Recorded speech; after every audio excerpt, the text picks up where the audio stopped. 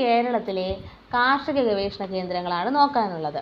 ഒന്നാമത്തത് ഭാരതീയ സുഗന്ധവിള ഗവേഷണ കേന്ദ്രം, കോഴിക്കോട്. സുഗന്ധവിള കോഴിക്കോടെന്ന് മറക്കാതിരിക്കാൻ. കോഴി നമുക്കത്ര സുഖമുള്ള ഗന്ധമൊന്നും അല്ല കോഴിക്ക് അല്ലേ. അപ്പോൾ ഭാരതീയ സുഗന്ധവിള ഗവേഷണ കേന്ദ്രം കോഴിക്കോട്. കാപ്പി ഗവേഷണ കേന്ദ്രം ചൂണ്ടേൽ, വയനാട്.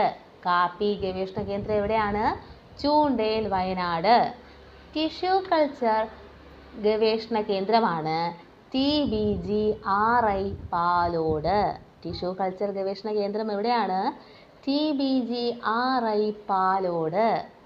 അടുത്തത് അടയ്ക്ക ഗവേഷണ കേന്ദ്രം. അടയ്ക്ക തൽക്കാലം ഓർത്തു വയ്ക്കാൻ വേണ്ടി, അങ്ങനെ വേണ്ട, പാലക്കാട്, തിരുവനന്തപുരം, തൃശ്ശൂരാണ് കേട്ടോ. തൃശ്ശൂരിൽ പീച്ചിയിലാണ് സ്ഥിതി ചെയ്യുന്നത് അടയ്ക്ക ഗവേഷണ കേന്ദ്രം. പാലക്കാട്, തിരുവനന്തപുരം, തൃശ്ശൂർ. വന റിസർച്ച് ഇൻസ്റ്റിറ്റ്യൂട്ട്, അതും പീച്ചിയിലാണ്, തൃശ്ശൂരിലെ പീച്ചി. വന research institute. Rubber research institute Kottayam. അത് നമ്മൾ ഒരിക്കലും മറക്കില്ല അല്ലേ. കോട്ടയം ഭാഗത്തായിരിക്കും കൂടുതൽ റബ്ബറൊക്കെ ഉള്ളത്. അപ്പോൾ റബ്ബർ റിസർച്ച് ഇൻസ്റ്റിറ്റ്യൂട്ട് കോട്ടയം. ഏലം ഗവേഷണ കേന്ദ്രം പാമ്പാടുംപാറ, ഇടുക്കി. നമുക്ക് ഏലത്തിന് പാറയിലിട്ട് ഉണക്കാം. ചിലപ്പോൾ പാമ്പൊക്കെ വരുമായിരിക്കും, ഒന്ന് ആലോചിക്കാം. അപ്പോൾ ഏലം ഗവേഷണ കേന്ദ്രം പാമ്പാടുംപാറ, ഇടുക്കി. അടുത്താണ് ഇഞ്ചി ഗവേഷണ കേന്ദ്രം. ഇഞ്ചി ഗവേഷണ കേന്ദ്രം അമ്പലവയൽ.